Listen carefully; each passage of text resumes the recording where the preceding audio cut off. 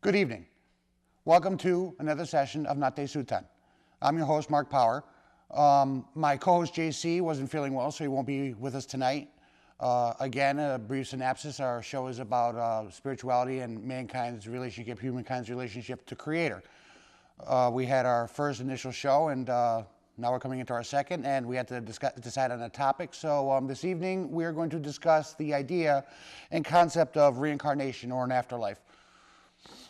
Part of the human condition in our experience is one of our greatest fears is our fear of death, our fear of our mortality. What is going to happen to us when we pass on, when we move to the next level, or if there is a next level. It is kind of a sliding scale. On one side of the spectrum, you would have the atheistic, agnostic view that says when a person dies, there's nothing else. Once the brain functions and the personality and the consciousness that is part of everything that makes up the person is no more. Through a graded scale, perhaps into, say, for instance, fundamental Christianity, which believes that we have one opportunity, one lifetime to get it right, where you either at the end go to your ultimate reward or your ultimate punishment, and this is where you'll be for all eternity. Up through perhaps a Muslim perspective, which believes that a heaven and hell or a hell and a paradise do exist, but the Muslim belief is that only a very, very, very few people go to this place called hell. They'd have to be irredeemable, and they stay there for all eternity. The rest may go to this place as a temporary judgment, as a temporary purging or cleaning before they are cleansed in the sight of Allah, before they could actually move on to go into paradise. Moving forward into the Buddhist perspective or the Hindu perspective of reincarnation, where one believes that through a succession of lifetimes, one acquires wisdom, insight, understanding, and they actually start to move upwards through the levels of existence and to a point of merging with God. So it is a broad spectrum, but it's very interesting to study nevertheless. So I'd like to start with something called theosophy. I have 3 and 4 different examples covering the concept of reincarnation. Whether it's spoken about in the Tibetan Book of the Dead, or it's talked about in Hinduism, or it's talked about in theosophy, or in this another author called Edgar Cayce. He was called the Sleeping Prophet. Around the turn of the century, he was a man who would lapse into a trance state, like a sleeping state, and he was said to have channeled an entity that brought back information, and he had spoken about and elaborated on the idea of reincarnation and how actually it was spoken about in the Bible, but it's largely missed, or it's largely been marginalized. But I have found through my experience and my studies that the higher up a person gets in their studies, in their secular studies, whether it is a Muslim belief or the Christian belief or the Jewish belief, into the mystical aspects, the more the idea of reincarnation is spoken about. It's one of those kind of things that is there, but it's not necessarily spoken about too often on a very secular, fundamental level. It's not. Matter of fact, one of the theories is, in early Christian teaching, as the church started to build, that the idea of reincarnation was done away with in the scriptures because it was thought that it would take too long for people to seek their salvation. So, long and short of it, I have to pick one area to be able to start, because there are very interesting concepts and ideas about the idea of reincarnation or an afterlife, or generating it to different lives. So I figured I could start with theosophy. Now, theosophy is a late 19th century idea that was formed by people like Madame Blavatsky, and who was associated with the Golden Dawn, and people like Aleister Crowley. It's not necessarily a religion per se, but it is a bunch of like-minded people that had gotten together and found that the ideas of science, the ideas of philosophy, the ideas of religion weren't saying polar opposite things from each other, but they were oftentimes saying things that made them largely intermeshed. So theosophy in and of itself has its ideas of reincarnation and what happens to a person when they shuffle off this mortal coil, as it were. So in the book Elementary Theosophy, I had picked chapter 7 to start with. Just a reading from that, and some of the basic ideas of what they think happens when a person was to die. So chapter 7, death. Perhaps one of the reasons why death is so commonly associated with the feeling of fear is because we give so little thought to it. Most people seem never to think of the subject at all until death invades the home and threatens some members of the family. Then terror fills the mind and all but paralyzes the reasoning faculties. Such fear of death, so widespread in Occidental civilization, is eloquent testimony to the materialism of our times. It is doubt about the future that causes fear of death. Only when we have a scientific basis for the hope of immortality will the awful fear of death disappear. It is feared because it seems like annihilation. If people really believed in heavenly existence beyond the physical life, they could not possibly be filled with terror at the prospect of entering it. If a man's religion had not given him a genuine confidence in the future life and made it as much of a reality to him as this life is, it has failed to do what we have a right to demand of religion. If it does not enable him to look upon the face of his death, of his dead without a doubt or fear, there is something wrong, either with his religion or with his comprehension of it. What possible reason is there for fearing death, a thing that is universal, that comes to all, not to be pernicious? To regard death as a disastrous thing would be an indictment of the sanity of nature. Death is merely the close of a particular cycle of experience. It is the annihilation of nothing but the physical body. It is aspects of instrument in its aspect of an instrument of activity and a vehicle of consciousness upon the physical plane. The atoms of the body, drawn together in the human form for temporary use, are in death, released from the cohesive force of a living organism and return whence they came. I'd like to stop here for a moment to build upon the concept of across the board, those who may have a theist belief system believe that we are endowed with a soul. We have a soul that it animates us. It inhabits us throughout our lifetime. But what we're oftentimes what it's not often talked about is, what does it do? Does it float like a ball of light in the middle of our chest through our lives? Does it inhabit a particular area of our body? Does it grow? Does it diminish? Is it fed? I'm building upon the idea that from a very secular belief system, say for instance the Judeo-Christian teaching, it's a merit system. You know, one is good or one is bad, and one goes to heaven and hell based upon these good or bad deeds. But when you start to get into more of the Occidental, the Oriental, Hinduism, Tibetan, Buddhism, the idea is based upon one of growth, almost in terms of evolution. Life experiences built upon to make the soul grow. A person goes through the pains and the labors and the joys and the terrors and the tears of life to accumulate wisdom, to accumulate understanding. And it's got a particular level, or it hints about the concept of a growth process, not just an idea of a merit system where based upon what you've done good or bad is going to send you to this place, either or for all eternity.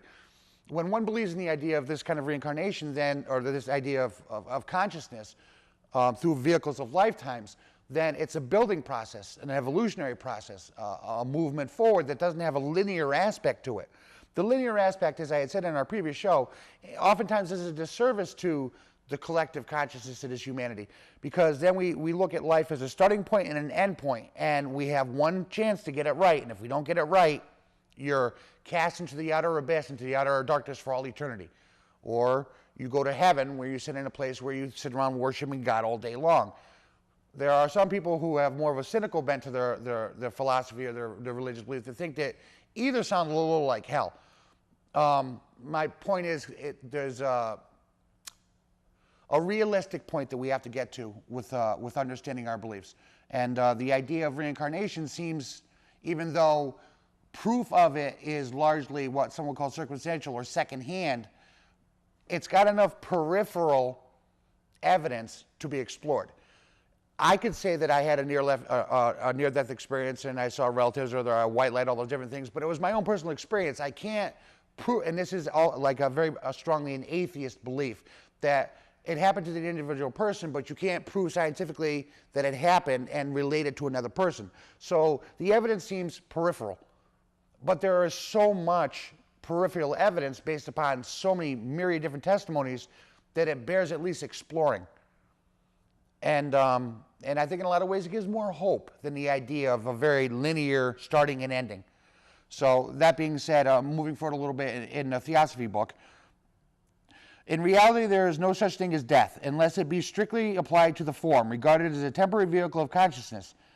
As for the consciousness, there is no death. There is life in the physical form and life out of it, but no such thing as the death or cessation of the individual intelligence. What we call death is but a change in the orderly evolution of life, and it is only because a phenomenon is viewed from the physical plane that such a term can be applied to it. From this plane, it is death or departure, but looked at from the astral world, it is birth or arrival.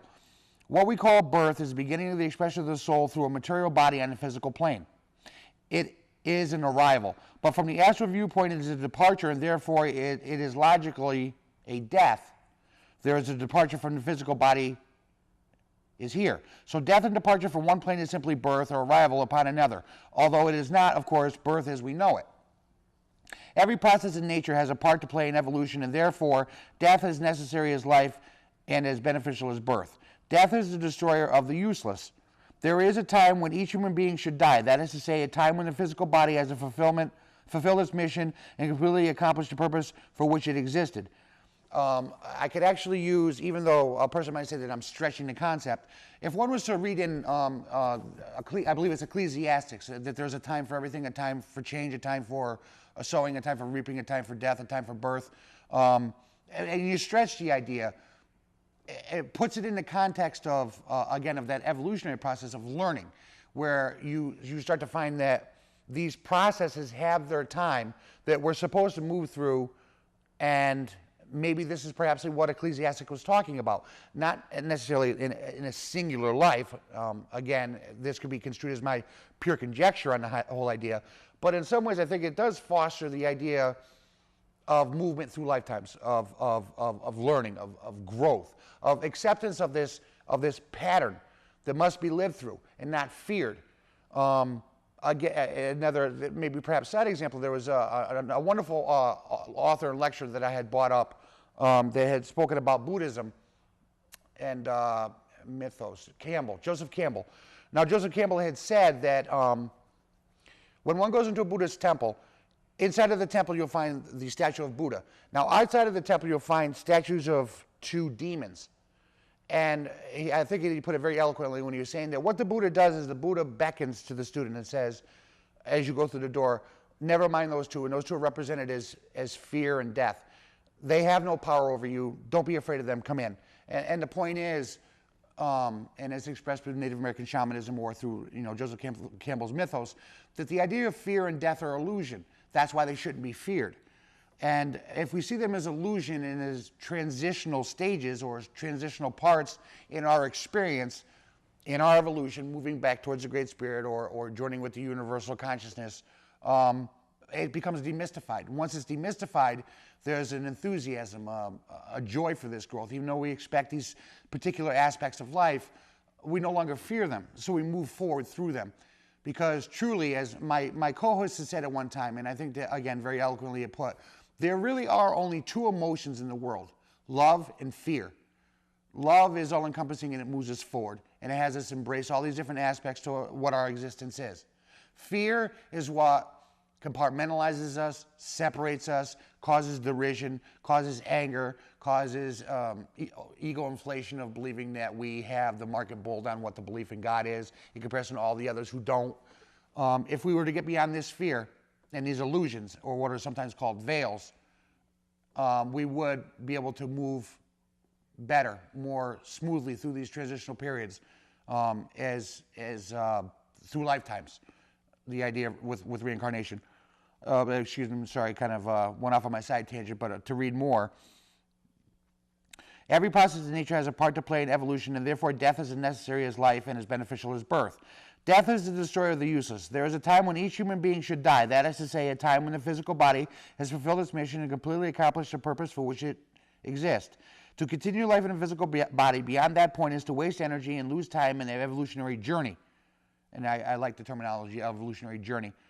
Under the action of what we call diseases, and he puts it in parentheses here, the body becomes inefficient, or through the gradual breaking down of old age, its senses grow dim and uncertain.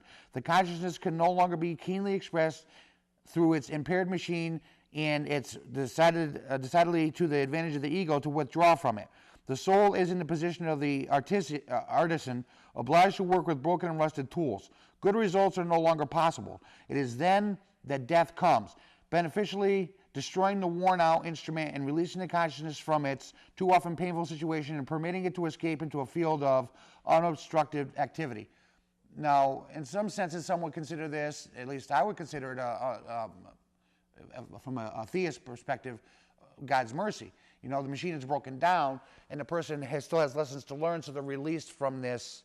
They're released from this shell. They're released from this temporal machine that has, through years, worn out and broken down, and it's given up to ghosts, and you go through the stage of the afterlife to move on to incarnating again. Death is painless. The breaking down of the body under the ravages of disease may cause pain, but that belongs to the physical life, not death.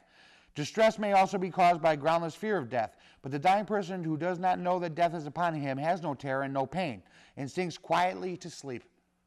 Very little observation will convince one that distress about a deathbed is invariably on the part of the surviving friend, not on the part of the dying. Those who are left behind remain within the limitations of the physical senses, and so they are therefore separated from the so-called dead man. But he is not separated from them. It is because of that separation that the terror of death exists for them.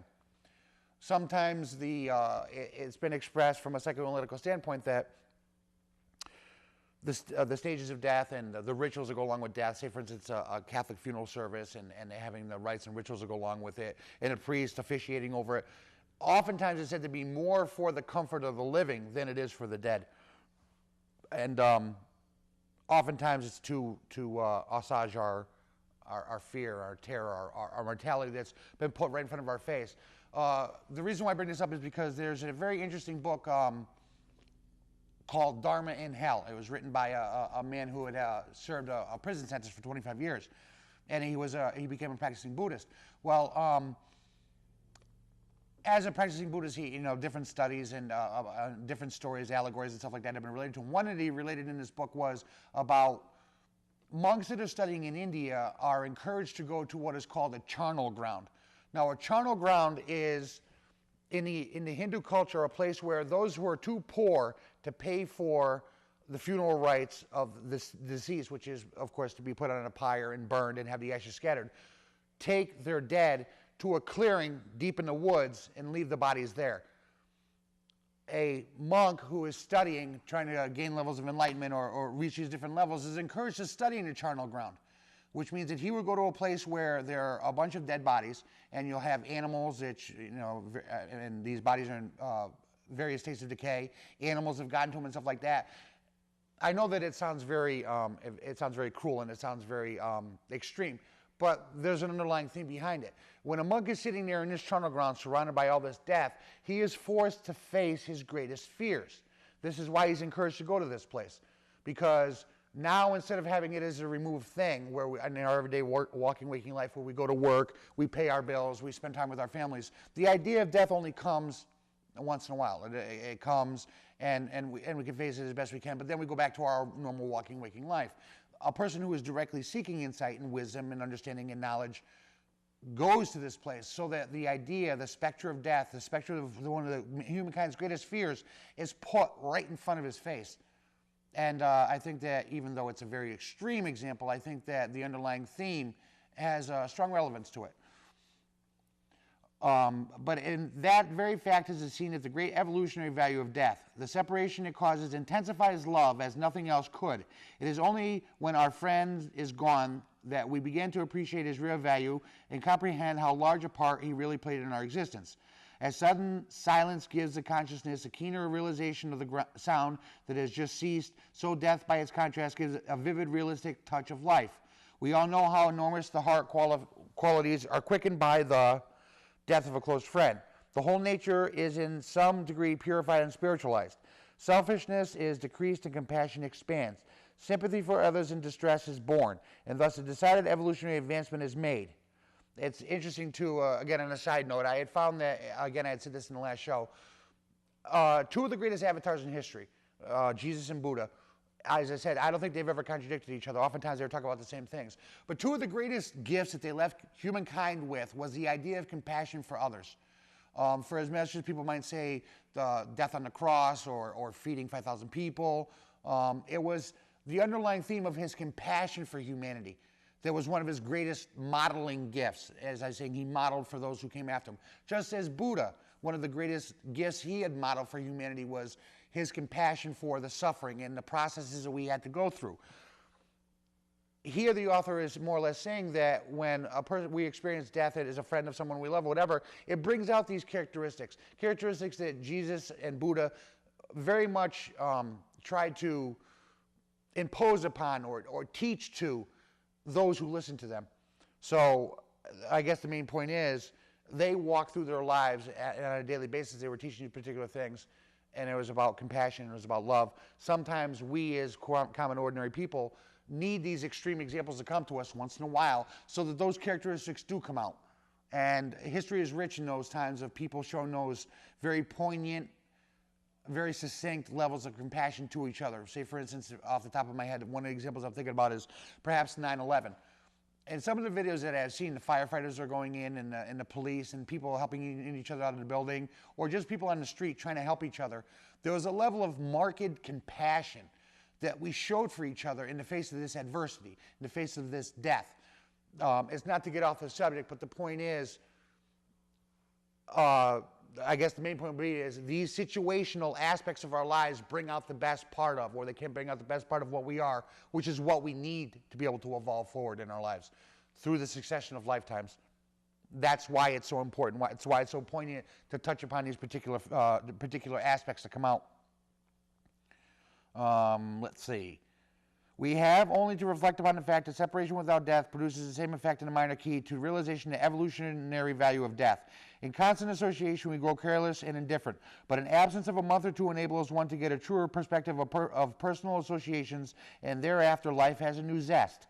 A child regards its mother with a certain degree of appreciation, but a short absence enormously increases its appreciation. All human beings come into closer and more sympathetic association after a period of separation. And the completeness of the separation caused by death renders it particularly efficacious in the development of the spiritual side of one's nature. It often requires death to turn attention away from materialistic life. Frequently, a family becomes completely absorbed in material success. There's no thought at all given to the higher life. Wealth, position, power, fame, all the vanities of the world hold them firmly. They become completely self-centered. Then suddenly death enters and breaks the family cycle, and the transient character of all they have been so strenuously striving for suddenly dawns upon them, and attention is turned to the nobler things in life. It is a well-known fact that great wars are accompanied or followed with widespread spiritual awakening. It is by no doubt largely because the shadow of death has fallen on tens of thousands of households, which is very much an interesting perspective because we've had, within the past 100 years, our First World War and our Second World War and Korea and Vietnam and all the way up through Desert Storm. And the idea, say for instance, take the example of the Second World War. 58 million people as a result of the Second World War left this world, directly or indirectly in battle, killed in action or disease or starvation or privation, whatever it was. But it's and this may, again, this is, I can't think of a good way to perhaps soften it, but humankind, one of the greater impetuses, whether we like it or not, the impetuses for our growth has often been after times of strife. Sometimes great strife, sometimes minor, but the greater impetuses we've had for our growth have come directly after the strife that we've encountered. It's a part of ourselves that we don't necessarily like to look at, but it's been true nevertheless. And again, I'm still maybe perhaps speaking in a secular idea of growth, but I'm still affixing it to the idea of growth through lifetimes, not necessarily just one where one makes the leap and gets into this place of paradise or heaven after one lifetime. It's consistently studying and moving forward. I've read this one section. I'm going to go to the next section because it talks about the astral plane. And again, this is only one person sitting here speaking from a book on theosophy, and anyone and everyone can say it is just a theory, but it's giving step-by-step processes of what, at least through theosophy, they believe what happens to the consciousness after a person dies. So the next chapter is on what is called the astral world. Now, the astral world is said to be the place where the soul goes to after the body dies. There's said to be, I believe, four. There's the physical plane, the astral plane, the world of mind, which is purely just thought, and then God. This is from theosophy standpoint, and then in some of the Occidental, perhaps Tibetan or Hindu, they believe that there's these tertiary levels, and at the highest level is just the consciousness of God. Beneath that is the mind, beneath that is the astral, beneath that is the physical. So there are said to be levels. Here I'm covering the second level right after death, again to reiterate, where the soul goes into the astral plane. So, that being said, when the physical body dies, there's an interval between the loss of consciousness here and the dawning of the astral consciousness. During that interim, a review of the life scene takes place. Everything between birth and death passes again through the consciousness as it thus pauses in the etheric double between the life activities of two worlds. Then peaceful unconsciousness follows, from which the man awakens in the astral world. To those unaccustomed to thinking of the dying as passing to some remote heaven where they become angels, it will perhaps sound startling to say that a dead man is not aware at first that the change we call death has taken place. Yet that is a common experience, nor is it at all remarkable that it should be so with many. We have only to recall the fact that all physical matter is surrounded and permeated with astral matter to realize that the physical plane is duplicate in the astral matter, but only the physical body of the human being. But, of course, not only the physical body of the human being, but of course every physical object has its astral duplicate.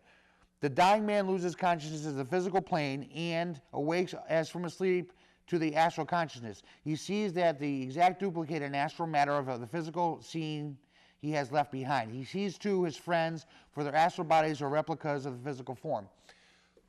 The theory behind it is, and again it's been expressed through theosophy and a few different occidental ideas, is the mind projects the idea coupled with the emotion which makes it so.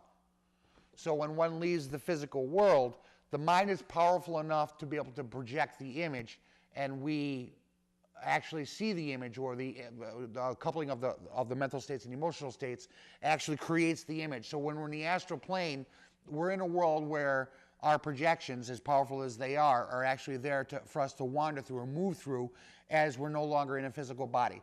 This is the theory behind it. This is the idea. On the astral plane, the dangers are that it's a very emotional place. Now, at the lower end of the spectrum, as it were, of the astral plane, it's more grosser, viscous, a viscous elemental, contingent on the emotions that the person died with. Again, this is part of the theory. If a person had a lot of anger in their lifetime, or they had a lot of resentment, or they had a lot of regrets, these emotions, coupled with the thoughts that go along with them, are projected into the astral world, and a person has to wade through them as they were. Come to peace with them, come to terms with them, learn how to let them go before they can become, for lack of a better way to put it, more effervescent. They lose this viscous aspect of themselves, the emotionality, as I said, the anger, the hatred, the sorrows, and they kind of slough them off.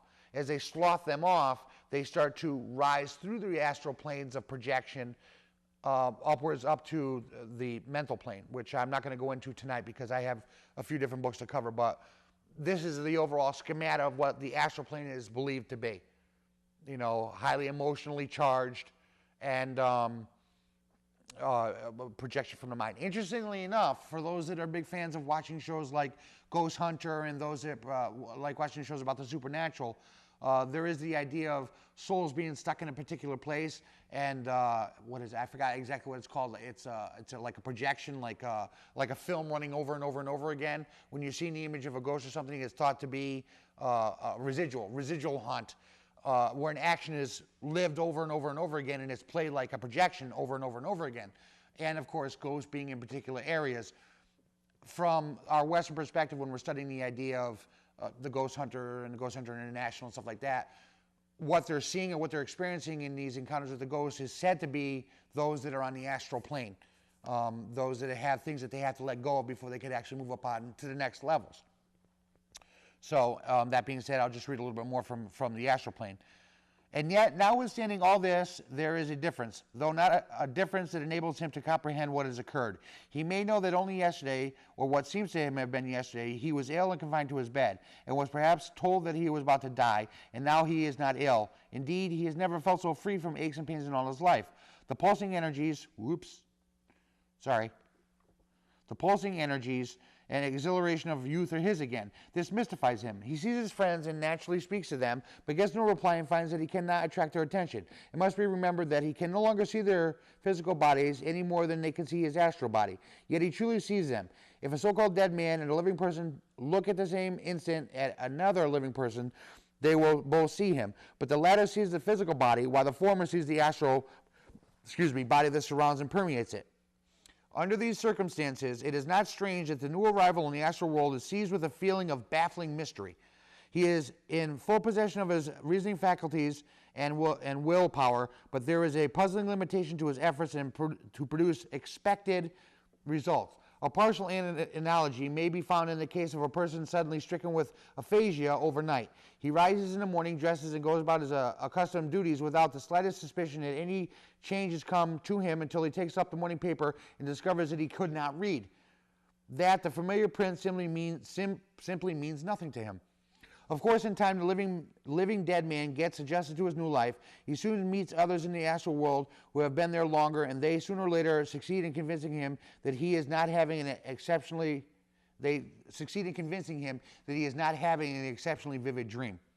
The astral world, as explained in the previous chapter, has 7 subdivisions of the astral body. Contains matter belonging to each of these. While we have the physical body, the matter of the astral body is in rapid circulation, every grade of it being constantly represented on the surface. But when the connection with the material plane is broken, a rearrangement of the matter of the astral body automatically takes place, unless it is prevented by an exercise of willpower. Then the grossest grade of matter therefore occupies its surface. Consequently, the consciousness of a man is limited to that subdivision of the astral world represented by the lowest grade of matter which his astral body contains at the time of death, i.e. the emotions, the feelings, the mindset where a person was when they died. As I said, again to reiterate, if he was an angry man, if he was a bitter man, if he was a person who had a lot of regrets, these are said to carry over with a person into the astral plane to be worked out, unfettered from, as it were. This is a fact, the importance of which would be difficult to overemphasize, because his after-death state of consciousness, his joy or sorrow, in short, his temporary heaven or hell, depends upon his location in the astral world. There are 3, and only 3 modes of death or release from the physical body: by old age, by disease, or by violence. Old age is a natural and desirable close of the chapter of the physical plane experience. It is the most desirable to live to a ripe old age and accumulate a large harvest of experience. To live long and actively is excellent fortune. It is not well to pass into the astral world with strong physical desires. Again, to pass into the physical world with strong physical desires means you carry them over with you. As old age comes on, the desire forces subside. Most of that grade of astral matter that is capable of expression then has slowly disappeared. Old age represents the most gradual loosening of the life forces from the material plane, and that has many advantages. It's easier to let go, as it were. A person felt as if they lived a whole life. And I can't speak for everybody, and of course I'm only a 42-year-old man, but perhaps it may help to say that I had been a nurse for 6 years, and I had worked in long-term care facilities, and I had at least from my perspective, the privilege of being there while a person actively died and watching them, comforting them as best I could through the stages of death. As an aside, just to explain a little bit of it, when a person experiences physical death, in the nursing field, it's called, what we call in the medical field, actively dying. It's found that death occurs from the feet up. The first signs that a person may be actually actively dying is when they start to what they call mottle in the lower extremities, in the legs. It's like almost like bruising. The skin turns a bluish purple color, and the person starts to mottle in their legs. And it gradually works its way up the body. And then you find that the blood starts to pool in the back so that you have the mottling on your back. Then the person, as it moves up the body, they get into what is called Stokes breathing. It's the using of the accessory muscles of the neck to facilitate the expansion of the lungs, because the body is actively dying. So the soul, the spirit, whatever a person wants to call it, as the active death process continues, it moves up through the body, and it's said to move out through the head. There was a scientific experiment conducted at one time. Again, it could be argued back and forth either way, but I thought it was interesting nevertheless. They found that a person lost a fraction of an ounce of weight when they died. Conjecture was that that was the spirit leaving the body, because a person lost a fraction of that weight when they had, a fraction of an ounce when they had died. You know, detractors may just say it's because of the expelling of the air from the lungs or what have you, but it was an interesting study that did speculate that there was a gaugeable change in a person's weight when they had drawn their last breath. For those that would be arguing for the concept that we do actually have a soul or consciousness that does move on. But there is a process that we do go through that's what we call, considered, again, a medical terminology, distally to proximally, the process unfolds. Release from the physical body by disease is next in order of desirability. It is quicker and less complete breakdown of the connection with the physical world. Nevertheless, it is a condition which much progress may be made in getting free from physical desires. Those who have had experiences with invalids are aware. Desires usually grow weaker with the progress of the disease. It finally ends in death. The author here is making the point that there are those that have had many epiphanies, those with chronic illness, those that knew that they had that they were going to die because of a particular illness, had reached a point of peace, or they had gained some epiphanies about consciousness, about life, about existence. They acted, so more or less the author is saying that the idea of dying through the disease acted as a catalyst for this person to gain insight, to actually grow as an individual, because they were forced to face their mortality through this disease process. This is more or less what the author is stating here. Release from the physical body formed by violence is, of course, the least desirable of the three, not merely because it is violent, but for the much more important reason that sudden death finds the man, as a rule, with a constant amount of the lower grades of astral matter in his astral body, all the emotions that go with it. Whether the death by violence is the result of accident, murder, suicide, or legal execution, the astral plane conditions of the consciousness are alike unfortunate in that it is a sudden death, not the manner of death that permits entry upon the astral life before the lower grades of the astral matter have been eliminated from the astral body. This is one reason why suicide is unfortunate, because it ushers the man into the astral world with more of the matter of the lower levels in his astral vehicle than would be there if he had lived out his normal physical life.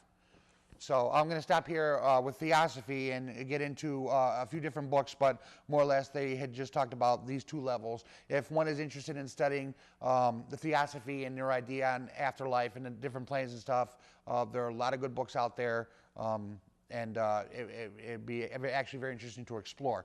But I didn't want to get lost for too long in here. Actually, I want to go to Edgar Cayce next. Now, Edgar Cayce, as I had said, was called the sleeping prophet. He had lived, I think he died in 1940, 1935, something like that. And what he would do was he would lie down on a couch. He would loosen his shoelaces and lie down on the couch, and he would start to a particular kind of breathing with his hands folded across his chest, and he would lapse into a trance-like state. And then a person could come and ask him questions.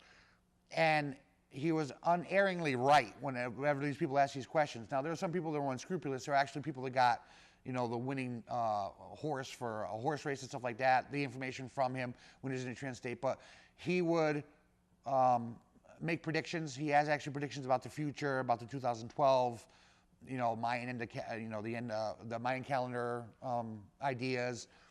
And but he was also a very religious man. He was, I'm not exactly sure what his denomination was, perhaps Baptist or Methodist, whatever, but he was also a very, very religious man. Now, the reason why I bring up Edgar Cayce is because he touches upon the idea of reincarnation as he's channeling. This entity that he had channeled had talked about it. And now the author, John Van Aken, who wrote about Edgar Cayce, had put an excerpt in the book that said that even Jesus talked about the idea of reincarnation. And, you know, I'm going to read this excerpt from Edgar Cayce's book, and then move forward a little bit with the idea of Jesus and the idea of reincarnation. But on page 64, down at the bottom, consider how the disciples questioned Jesus as if why the prophecy of the return of Elijah as the forerunner of the Messiah was not fulfilled. To which Jesus replied that indeed the prophecy had been fulfilled, but no one recognized the forerunner, causing the disciples to realize that John the Baptist was the reincarnation of Elijah. Jesus said in Matthew, all the prophets and laws prophesied until John the Baptist, and if ye are willing to receive it, this is Elijah, that is to come. He that hath ears to hear, let him hear. Jesus teaching Nicodemus that no one ascends to heaven except those who have already descended from heaven. John 3:13. Certainly leaves room for our heavenly part that has been involved in other times and places, perhaps even other incarnations. Also, consider that Jesus said that this generation would not pass away before all the prophecies of the end times had been fulfilled, and that they would see the Son of Man coming into glory, yet all the masters died, apparently without this happening. Could it be that their souls would return again to see this fulfilled? In two passages, the disciples seem to reveal their belief in previous lives. In John 9:1-2, we see, as he, Jesus in parentheses, passed by, he saw a man blinded from birth. And his disciples asked him, saying, Rabbi, who sinned, this man or his parents? And should he be born blind? Obviously, he would have had to sin before his birth in order to have been born blind. The disciples certainly seemed open to this possibility. In Luke 9:19, they shared with Jesus these comments of the people. Some say you are John the Baptist, who had been executed earlier, but others say Elijah, and others say that one of the old prophets is risen again. This surely expresses a basic concept among the people that major prophets may reincarnate. It is interesting to note the angel's comment to Zechariah upon announcing the concept of his son, John the Baptist. And he shall go before his face, the Lord's, in the spirit and power of Elijah, to turn the hearts of and fathers to their children, and the disobedient to walk in the wisdom of the just, to make ready for the Lord a people prepared for him. Luke 1:17, the spirit and power of Elijah has returned with a mission. So even though it hadn't specifically said it, Edgar Casey, or the author in the book, said that it had been hinted and alluded to in the Bible. Again, as I had said at the start of the show, I believe it was Constantine the Great, his mother Helena, in the 2nd century or 3rd century, had omitted those parts from the Bible that had alluded to the idea of reincarnation because they thought people would take too long to seek salvation. Here, the author and Edgar Casey say that in Jesus' day and time, living in the world that he lived in Jerusalem, it might have been a common theme or a common understanding as part of the overall dogma of their belief system that reincarnation was a very possible and real thing. Now, moving forward with that, I find that there have actually been some very interesting books out about the lost years of Jesus' life.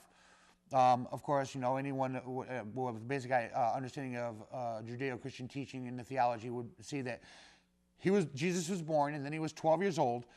And at 12 years old, he was in the temple, and he was speaking with the Pharisees and the scribes, and he was astounding them with his knowledge. Then it jumps to when he was 30 years old and in the desert for 40 days, and when he came out of the desert, he was blessed by John the Baptist, or vice versa. But my point is, from the time Jesus was 12 years old to the time he was 30 years old, there's a big gap.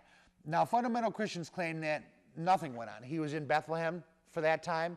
He was a carpenter with his father. He lived there, and he just started his ministry at 30 years old. Now, there's another idea. Actually, there's more, 2 or 3 or 4, half a dozen different theories about the fact that Jesus' father, Joseph, had died, and his uncle, Joseph of Arimathea, I may be mispronouncing his name, who was a trader, Jesus traveled with him. There had been actually a couple of books written that Jesus had actually traveled to England. There have actually been some books written about the fact that Jesus had been with the trader caravans that traveled through the Middle East at the time and had gone as far between places as India and to Tibet in the Himalayas. Now, the idea is this. Jesus may have gone to the Himalayas as a matter of learning, as a matter of 12 years old, he knew a particular amount. And for these 18 years, he traveled to these different places and he learned. He grew in his understanding, he grew in his wisdom, so that by the time he was 30 years old, he could come back and he could start his ministry. The idea about him going to the Himalayas or studying in Tibet, he may have studied with the yogis. He may have studied the Buddhist philosophy, the Buddhist ideas, the Hindu ideas, and grown exponentially, only to return to Jerusalem at 30 and start his ministry. Now, and again, another little caveat is, Jesus also could have been a man, again, this also kind of flies directly in the face of the idea, not necessarily so much of the virgin birth. That's, to me, an irrelevant point. And because he said he's called to be the Son of God. Now, a fundamental Christian would say, why would the Son of God need to learn anything? He was a man, he came down, God took the form of man, he lived, and at 30 years old he started his ministry, he taught everybody, he died for our sins, etc., etc. Everyone knows that little chestnut. My point is, what if he was a man through a succession of lifetimes? At 30, incarnated as this man Yeshua, Jesus, through Mary and Joseph. And then, actually, there's a story, too, about the fact that he may have studied with the Essenes in the area where he was raised. His father was, Joseph was said to be a high-ranking member of the Essenes. He studied up to the age of 12 with the Essenes, and then at 12 years old, he traveled with the trader caravans through the Middle East and then through India and the Himalayas, and he studied, and he grew up through, and he came back at 30 and started his ministry, and then he died. Now, the thing about him dying, too, is it said that he was the savior of mankind. But what made him the savior? I mean, what made him the savior could have been the path that he left for people to follow. And he was showing people through his resurrection that he had actually overcome death. He had actually gone beyond it. His soul had gotten to a point in his evolution where it could consciously leave the body. There's actually a very brilliant book called The 9 Faces of Christ, for those who might be interested into the deeper details of the ramifications of what I had just said in the past couple of minutes about perhaps he had studied and grown and he had gone to the Middle East or into the Himalayas. It's called The 9 Faces of Christ. It was written in 1971, but the author states that just everything that I just said. By the time he was crucified on the cross, his soul had grown exponentially to the point of where he was able to surmount the physical body. And the truest point of him being the Savior was the fact that he had laid out a path for people to be able to follow, just like Buddha had, to be able to get to these points of enlightenment in our evolution of consciousness, to move up towards merging with the consciousness of God, the Great Spirit, the universal soul, the oversoul. That being said, I'm going to move forward into the Tibetan Book of the Dead. The Tibetan Book of the Dead, when I said the thing about Jesus surmounting the body, or actually being able to go beyond the physical body, his consciousness had developed the power to that point. In the Tibetan Book of the Dead, it's very interesting because they take the perspective that it's a given that we have lifetimes. And now the objection, the fundamental Christian objection is the idea of, well, for one, reincarnation. Another little caveat of the objection is lower life forms being born as a dog or a snail or all those different things. And that's kind of beside the point. The point is they take it as a given that one does incarnate through lifetimes in order to grow. There's a fundamental argument when people might say that Jesus and Buddha were talking about different things, but only in label. I assert that it was only in label. What Jesus called going to God, Buddha would have called going and merging into nirvana. You know, it's a label that we put upon something that's ineffable. You know, Jesus is said to be the Son of God. Jesus talked about God, God his Father. But he was talking about an ineffable thing, a thing that can be not defined or named or compartmentalized into anything. So what Jesus and Buddha were talking about were essentially the same thing when it comes to that point of finality, that point of rising up to either the nirvana or the merging with God or getting to heaven. This is why I assert that they were talking about the same thing. So that being said, culturally, their experiences were different, and what the students did with the teaching was essentially different. Once Jesus had died, what the students had done forward with his teaching, all the ideas about the reincarnation and going through different lives was kind of stripped from the teaching, the fundamental teaching, into what we have today, where the Buddhist teaching was more or less, I think it's survived. I don't think it's been unchanged, because things do change over time. Authorship changes, what might have been added or taken away, but the idea of reincarnation has remained unchanged.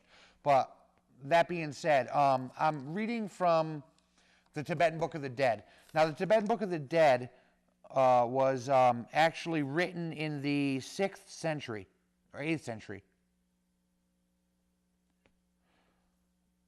Let's see if I can find it. Oh, yeah.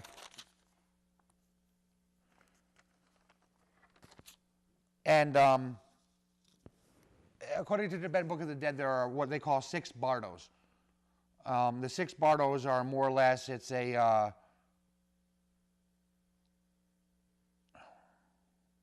space. It means like a space or a section. The first bardo, called Shanae, is from birth to death. It's our lifetime. I have the Tibetan word for what bardo means, or it means like space in between or space of. The first bardo is our life, our walking, waking life. Me identifying myself as Mark Powell, from infancy to being an old man. The second bardo is our dream experience and our dream states. They occur within the lifetime. So we have the first bardo, which is our existence. The second bardo is the dream time, the dreams that we have, our sleeping dreams. That's considered the second bardo. The third bardo is our true meditation. It also occurs within the lifetime. It occurs within the first lifetime of the bardo. The third bardo, the meditation, trying to raise to the higher states. You differentiate between rising to the higher state of in the meditation and the ordinary walking, waking life that we live. So these first three bardos encompass birth to death. The fourth bardo is considered the moment of death. It is a death transition. The experiences of clear light followed by unconsciousness. It compares with the description of after death or near-death experiences. In this bardo, one may merge with the light. People have heard, whether it was through theatrics of Hollywood movies or what women have read about near-death experiences, the idea of a blinding light or going through a tunnel and stuff.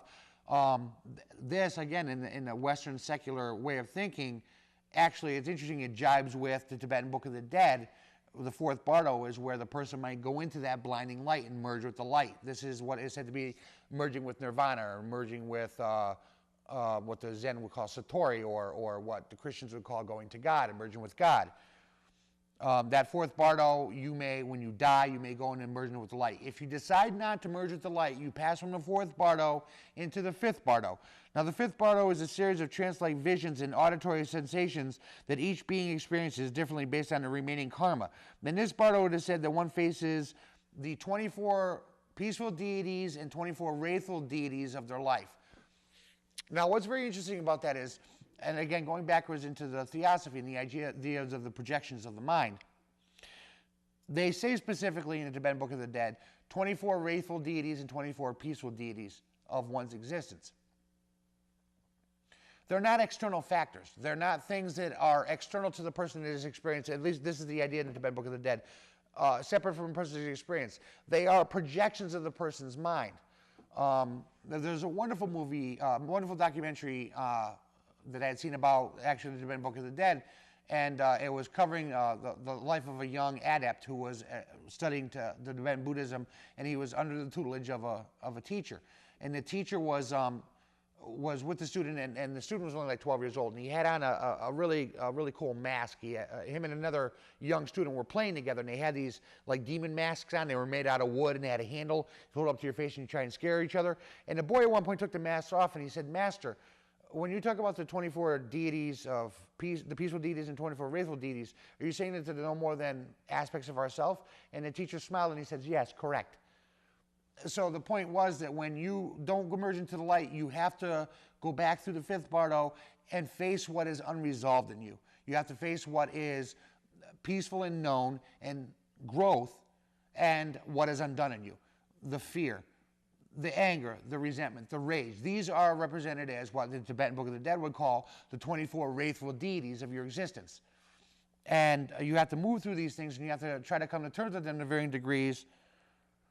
And there's a period of wandering where a person would wander through this realm. I think it was like for 49 days. And then the pain of wandering in this area for 49 days would become excruciating. So one is just to find a place of rest, a place for relief, would go to incarnate again, which would be moving into the sixth bardo, which is the moment of birth. It's a process of becoming or being reborn. Based on the remaining karma, a being will experience more visions that will eventually propel them into a new lifetime, back to the first bardo. Liberated beings return based on bodhisattva's vow, experience this bardo. And the fifth, in full awareness until they start the first bardo. When they lose their past life recall, just like other beings, although some subtler memories may remain or be recalled at a later time. Oh, there it is. Bardo. Bardo means an interval between two things. Bar is interval and do is two. So the term bardo means interval between two things. But in any case, the sixth bardo is said to be the moment of birth. When a person, based upon their previous karma, what they have to untie, what they have to unknot, is the deciding factor of why they would incarnate where they do. From a shamanic perspective, there's a Toltec shaman. She's actually a lovely teacher named Sandra Diamond. She teaches Toltec shamanism out of her home in Newington. And the idea with the Toltec shamanism is that one has to, facing shamanic death, facing those. When a person lets an aspect of themselves, again, this is seen more in a temporal perspective, like say through your lifetime instead of like waiting till the end of the lifetime. Through your lifetime, from a shamanic perspective, and this is Mesoamerica, this is Native American in Mexico, a place called Teotihuacan, where the adepts would go to gain enlightenment. But in any case, shamanic death is construed as there are aspects of ourselves through our walking, waking life that are detrimental to our growth, whether it's resentment of things we hold on to, things you don't want to let go of. When we learn how to let go of these things, these masks that we wear, we experience in this lifetime, our walking, waking, breathing life, what is construed as shamanic death. That part of ourselves dies. Now, it can be very painful to go through this process, but the upshot is that it leaves fertile ground inside of the person's soul for something new to grow. So this aspect of death, it's almost like death within life, not a lifetime going through to become old and then dying and going through the barrows, but your walking, waking life is an identity experiencing a death of a part of yourself, a part of your identity, so that something new could grow in. So it's another, again, fascinating aspect of the belief in death and life and the movement through. As I had watched this, moving backwards a little bit, as I had watched this documentary on the Tibetan Book of the Dead,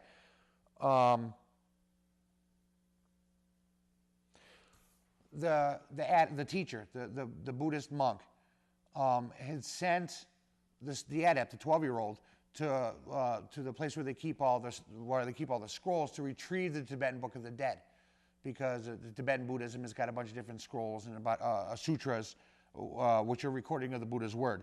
And one of the sutras is the Tibetan Book of the Dead. It was written in the 8th century by Padmasambhava. That's the name I was looking for. That's the person I was looking for. So it was written in the 8th century. And it's read to the person for 49 days, usually the time of death interval, letting go of all things, not struggling to hold on to the old life. What I found very interesting about the documentary was that the monk was walking the dying person through the steps of what they were going to experience. He said the person's name. He told the person what they were going to experience. He told them to listen carefully and do not be afraid. And I thought that it was amazing because on a very humanistic level, it was very comforting. It bound people together. And whether a person believes it's true or false, or whether they believe it or not, I just thought it was a fascinating facet of our interactions and the compassion that we could show for each other. The Buddhist monk showing for the person who was dying, and also he was showing for the family. I've covered a wide spectrum of subjects tonight. A wide spectrum based upon the idea of reincarnation. If the viewer has any individual interest in exploring some of these topics, the Tibetan Book of the Dead, Native American shamanism, Toltec shamanism. Again, as I said, Sandra Diamond is a Toltec teacher. She's a great teacher. There's a saying when one wants to learn martial arts. Is Dr. Yang Jwing Ming. He had said that when one wants to explore martial arts, one should explore wide and deep. And you could take that idea of exploration wide and deep and you could apply it to just about anything you want to.